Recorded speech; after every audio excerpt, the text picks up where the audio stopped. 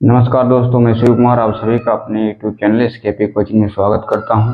जैसा इसके पहले हमने बताया था जैव प्रक्रम पार्ट 1 पार्ट 1, ठीक है। आज यहां पर बताएंगे जैव प्रक्रम का पार्ट 2 में इसमें कुछ अलग चीज़ों के बारे में चर्चा होगा। तो सबसे पहले एक बार रिपीट करते हैं कि जैव प्रक्रम है क्या, ये जैव प्रक्रम होता क्या है, ठीक है। देखिए, जैव प्रक्रम यानी कि जीवन में होने वाली प्रक्रिया को ही क्या कहते हैं, जैव प्रक्रम कहते हैं। अब चाहे कोई ठीक है, चाहे कोई एक कोशिकीय हो, चाहे कोई जीव एक कोशिकीय हो, एक कोशिकीय एक कोशिकीय हो, ठीक है। एक कोशिकीय का मतलब जानते हैं, जैसे यूग्लिना, अमीबा, पैरामीशियम, ठीक है, पैरामीशियम आदि, ये सब क्या है, एक कोशिकीय जीव है, सूक्ष्मजीवी जो होते हैं। या फिर चाहे कोई, ठीक है, या फिर या फिर या फिर जीव क्या हो, बहुकोशिकीय हो, क्या हो, बहुकोशिकीय हो, बहुकोशिकीय, जैसे मनुष्य, ठीक है, हाथी, बिल्ली, या फिर हम कहें मक्खी, ठीक है, या फिर ऊंट हो गया, या विशालकाय वृक्ष आदि, या पेड़ पौधे आदि, ठीक है। अब ये चाहे कोई एक कोशिकीय हो या फिर चाहे कोई बहुकोशिकीय हो, सभी, ठीक है, सभी को अपना जीवन जीने के लिए, ठीक है, सभी को अपना जीवन जीने के लिए कुछ मुख्य विशेष प्रकार की क्रियाएं करनी पड़ती हैं। कुछ मुख्य विशेष प्रकार की क्या करनी पड़ती हैं, क्रियाएं करनी पड़ती हैं। जैसे अगर हम बात करें, पोषण करना पड़ता है, क्या करना पड़ता है, पोषण करना पड़ता है। श्वसन हो गया, क्या हो गया, श्वसन हो गया। उत्सर्जन हो गया, क्या हो गया, उत्सर्जन हो गया। जनन हो गया। इसके अलावा और भी, ठीक है, वातावरण के प्रति संवेदनशील होते, वातावरण के प्रति संवेदन प्रति, ठीक है, संवेदनशील होते हैं, संवेदनशीलता को महसूस करना,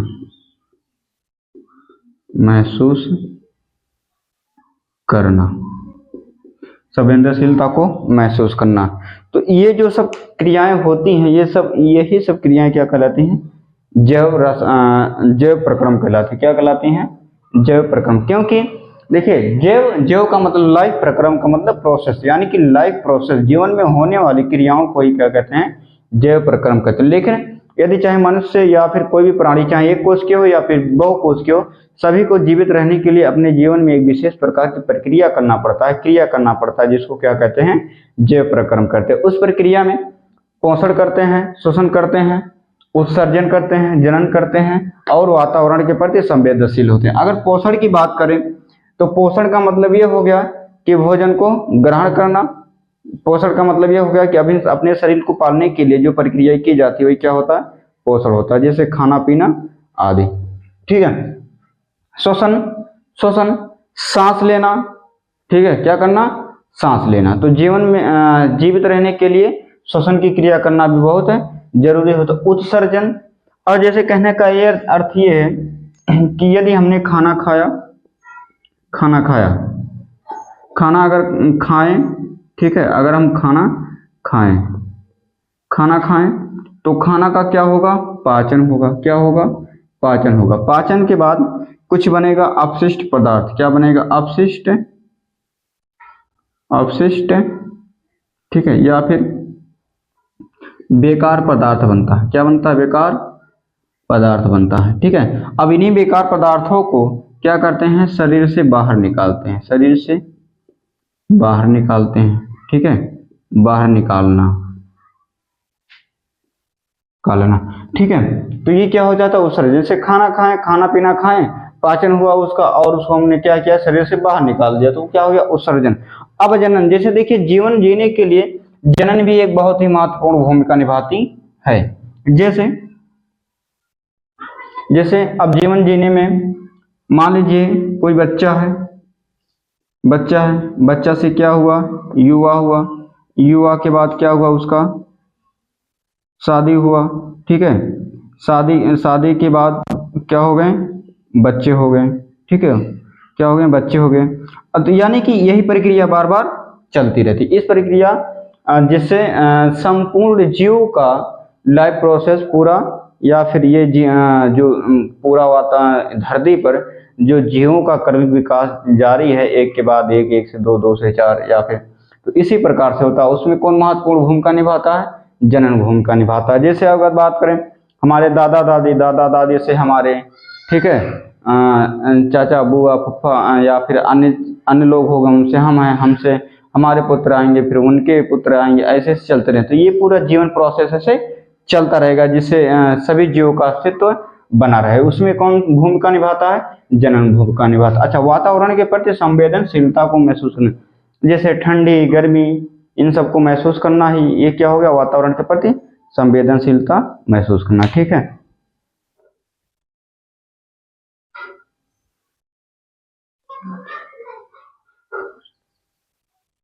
अब देखिए इसके बाद, ठीक है, वह सभी प्रक्रिया जो जीवित रहने के लिए निरंतर करता रहता है, या वह सभी प्रक्रिया जो जीव अपने जीवन में करता रहता है, उसे क्या कहते हैं, जीवन की प्रक्रिया कहते हैं। ठीक है, यानी कि कोई भी जीवधारी अपने जीवन को जीने के लिए जो प्रक्रिया करता है, उसी को क्या कहते हैं, जीवन प्रक्रिया कहते हैं, अर्थात लाइफ प्रोसेस कहते हैं, अर्थात जो प्रोसेस कहते हैं। ठीक है, अब देखिए, अब ये सभी प्रक्रियाओं के बारे में, इन सभी के बारे में, इन सभी का अध्ययन, यानी कि ठीक है, इन सब का अध्ययन कार्यकी के अंदर किया जाता है। किसके अंदर किया जाता है, कार्यकी के अंदर किया जाता है। कार्यकी या फिर शारीरिक विज्ञान, शारीरिक, ठीक है, शारीरिक विज्ञान के अंतर्गत, किसके अंतर्गत किया जाता है, शारीरिक विज्ञान। कार्यकी का मतलब ये हो गया शारीरिक विज्ञान, यानी कि शरीर के बारे में पूरा जानना। ठीक है, या फिर फिजियोलॉजी बोलते हैं। ठीक है, क्या बोलते हैं, फिजियोलॉजी बोलते हैं। ठीक है, फिजियोलॉजी बोलते हैं, फिजियोलॉजी। इसी कार्यकी को अंग्रेजी में क्या कहते हैं, फिजियोलॉजी, या फिर इसको बोला जाता है क्रिया विज्ञान। क्या बोला जाता है, क्रिया विज्ञान बोला जाता है। अब देखिए जीव में होने वाले ये जैव प्रोसेस,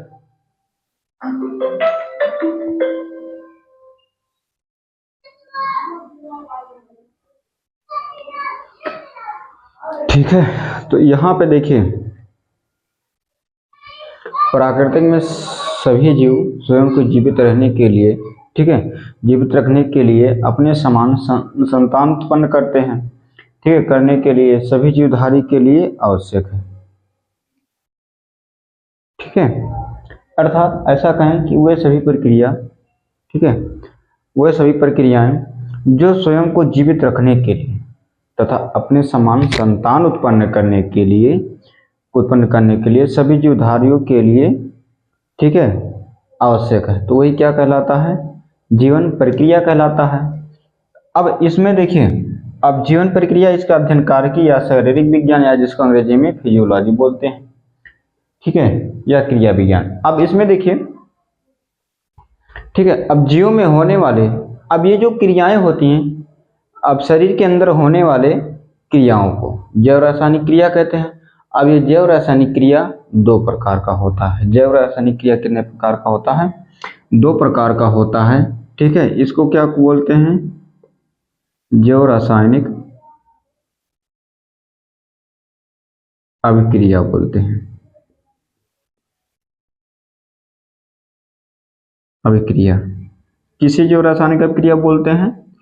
जीवों में होने वाले रासायनिक अभिक्रिया को ही जैव रासायनिक अभिक्रिया कहते हैं। यही अभिक्रिया, ये वही क्रिया है। देखिए जैसे पोषण, शोषण, उत्सर्जन, जनन, ये सभी क्या है? जीव में होने वाले रासायनिक अभिक्रियाएं हैं। तो जीव में होने वाली रासायनिक क्रियाओं को जैव रासायनिक अभिक्रिया कहते हैं। अब यह जैव रासायनिक अभिक्रिया दो प्रकार का होता है। एक आपका होता है, ठीक है, एक आपका होता है अपचयी, ठीक है, एक क्या होता है आपका अपचयी, अपचयी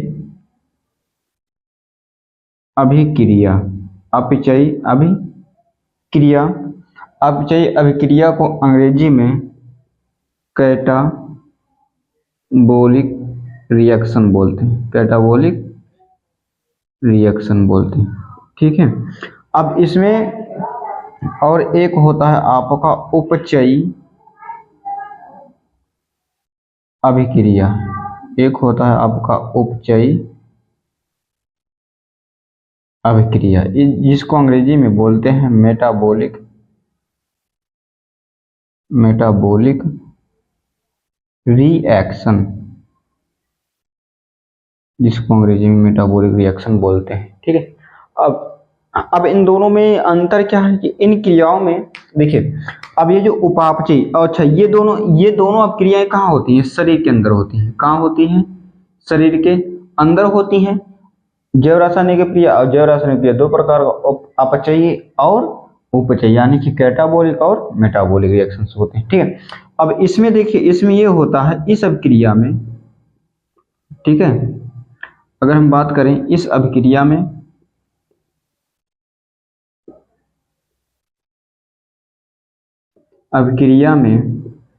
जटिल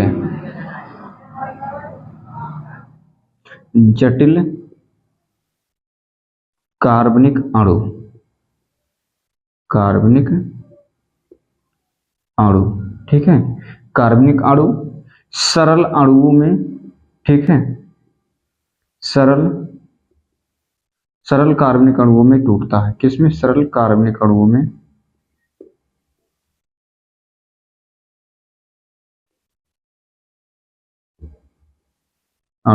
टूटता है, ठीक। और इसके उदाहरण जो होते हैं, इसके एग्जाम्पल जो है, जैसे पोषण, क्या है? पोषण हो गए, और पाचन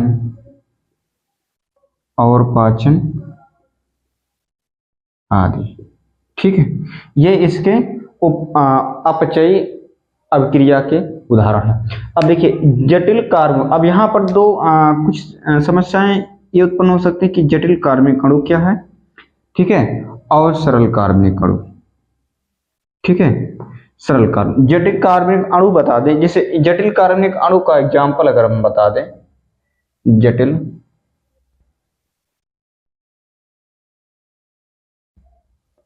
कार्बनिक अणु एग्जाम्पल के लिए, इसका एग्जाम्पल जो है सबसे मुख्य क्या है? वो प्रोटीन है, ठीक है, क्या है? प्रोटीन है, ठीक है। जटिल कार्बनिक अणु का एग्जाम्पल है प्रोटीन, ठीक है। और ये प्रोटीन का अगर हम फार्मूले की बात करें तो RCH, ठीक है, CH2COOH, ये इसका फार्मूला होता है, सूत्र होता है, ठीक है, किसका? प्रोटीन का। अब देखिए ये प्रोटीन जटिल अणु है। अब ये प्रोटीन जब हम पोषण करते हैं, कोई भी खाना खाते हैं, ठीक है, अब जैसे हम यदि भोजन करते हैं तो भोजन में हमारे सभी पोषक तत्व उपस्थित होते हैं, तो पोषक तत्व में ये प्रोटीन भी शरीर के अंदर ही जाएगा। किस में जाएगा? शरीर के अंदर जाएगा, ठीक है। तो अब ये जब हम क्या करेंगे? पोषण करेंगे, ठीक है। अब ये जब प्रोटीन हमारे शरीर के अंदर जाएगा, कहाँ जाएगा? मानते हैं पेट में जाएगा। अच्छा, प्रोटीन किसके साथ में जाएगा? भोजन के साथ में जाएगा, ठीक है, पेट में जाएगा। तो पेट में, ठीक है, HCl और, ठीक है, HCl और इसके अलावा एक अम्ल है, ठीक है, प्रोटीएज, क्या है? प्रोटीएज है, ठीक है, प्रोटीएज है, और एक प्रोटीएज करके प्रोटीएज करके एक एंजाइम है। क्या है? एंजाइम है। इन दोनों के माध्यम से ये किस में टूट जाता है? इन दोनों के पास यही दोनों इसको किसके तोड़ते हैं? सरल अणु में तोड़ते हैं। किस में तोड़ते हैं? सरल कार्बनिक अणु में तोड़ते हैं। किसको? इस प्रोटीन को। और प्रोटीन का पाचन छोटी आंत में होता है। कहाँ पर होता है?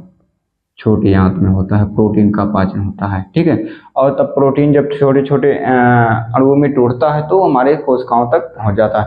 अब देखिए, जटिल कार्बनिक अणु का मतलब एक चीज और बता दें, यहाँ पर कार्बन ऐसे अणु होते हैं जिसमें कार्बन की संख्या अधिक होती है, वो जटिल कार्बनिक अणु कहलाता है।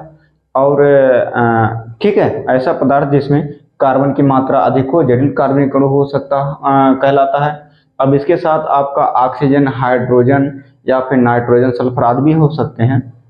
जैसा कि यहाँ पर देख सकते हैं, यहाँ पर कार्बन के साथ में क्या हाइड्रोजन है, आपका ऑक्सीजन भी उपस्थित। इसी प्रकार से नाइट्रोजन, फास्फोरस भी हो सकता है। अब इसके बाद तो ये हो गया। हालांकि इसके बारे में आप लोगों को अभी आगे चल करके डिटेल से पढ़ाया जाएगा, तो यहाँ पर थोड़ी सी जानकारी केवल दी जा रही है। इसके बाद है उपापचयी अभिक्रिया। ठीक है, उपापचयी अभिक्रिया। देखिए, इस अभिक्रिया में, ठीक है, इस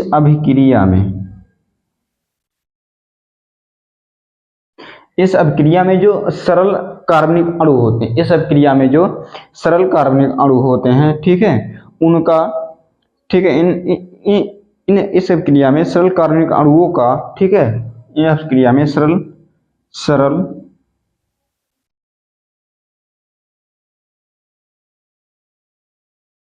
कार्बनिक अणुओं से,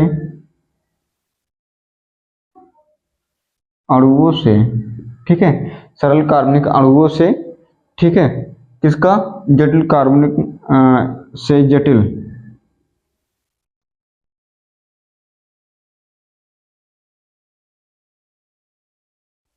कार्बनिक अणु का या फिर अणुओं का क्या होता है? संश्लेषण होता है। क्या होता है? संश्लेषण। अणुओं का संश्लेषण होता है। संश्लेषण, ठीक है, ये संश्लेषण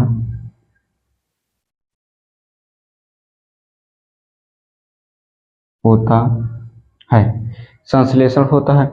एग्जाम्पल के लिए, और अगर इसकी एग्जाम्पल की बात करें तो इसमें तो जो प्रकाश संश्लेषण की प्रक्रिया जो होती है, प्रकाश संश्लेषण, ये इसका प्रमुख उदाहरण है। ठीक है, एग्जाम्पल की बात करें, प्रकाश संश्लेषण की प्रक्रिया। ठीक है, अब देखिए, इसमें अगर हम बात करें प्रकाश संश्लेषण की, किसकी बात करें? प्रकाश संश्लेषण की बात करें। चलिए, यहाँ पर हम थोड़ा सा मिटा दे रहे हैं, यहाँ पर चलिए इसको मिटा दे रहे हैं। प्रकाश संश्लेषण की अगर बात करें तो प्रकाश संश्लेषण में आप लोगों ने देखा होगा कि जो प्रकाश संश्लेषण की क्रिया होती है, ठीक है, तो जो पौधे होते हैं, अच्छा, प्रकाश संश्लेषण की क्रिया पौधे में ही होती है। ठीक है, तो पौधे में क्या होता है कि जो पौधे होते हैं, ठीक है, पौधे जो होते हैं वो मिट्टी से नमी, वायुमंडल से CO2 प्लस मिट्टी से किसका? नमी, अर्थात पानी, और किसकी उपस्थिति में? यहाँ सूर्य का प्रकाश प्लस पर्णहरिम की उपस्थिति में क्या बनाते हैं? C6H12 और O6 बनाते हैं, और प्लस क्या बनाते हैं? O2 ऑक्सीजन बनाते हैं। तो इसमें देखिए, इसमें अगर हम बात करें तो इसमें देखिए सरल कार्बनिक अणु, यानी कि कार्बन की मात्रा क्या है? कम है। लेकिन इसके अलावा देखिए ये जटिल कार्बनिक अणु का निर्माण करते हैं। इसी प्रकार से होता है। ठीक है,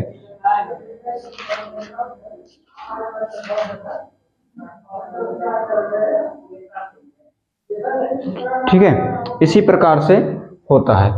तो यही है कि अपचयी यानी कि कैटाबोलिक अभिक्रिया में ये सब क्रिया में जटिल कार्बनिक अणु सरल कार्बनिक अणु में टूट जाता है, ठीक है। और अपचयी क्रिया यानी कि मेटाबॉलिक रिएक्शन में इस क्रिया में सरल कार्बनिक अणुओं से यानी कि सरल कार्बनिक अणुओं के मिलने से किसका निर्माण होता है, जटिल कार्बनिक अणुओं का निर्माण होता है। ये इसी का उल्टा हो जाता है। इसका एग्जाम्पल है पोषण और पाचन, और इसमें आता है प्रकाश संश्लेषण। ये किसमें होता है, ये जंतुओं में, जीव जंतुओं में होता है, ठीक है। और ये किसमें होता है, ये ग्रीन पेड़ पौधों में होता है, ठीक है। आज के लिए इतना ही, बाकी अगले दिन आप लोगों को बताया जाएगा पोषण क्या होता है, ठीक है। अब इसके बारे में ये तो बेसिक सी जानकारियां सभी हैं।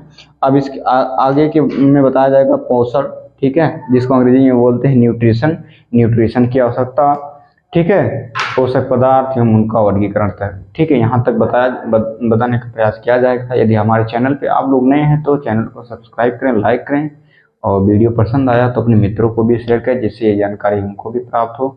और कमेंट बॉक्स में कमेंट भी कीजिए आप किस क्षेत्र से हैं, कहाँ पर हैं, कहाँ से हैं, और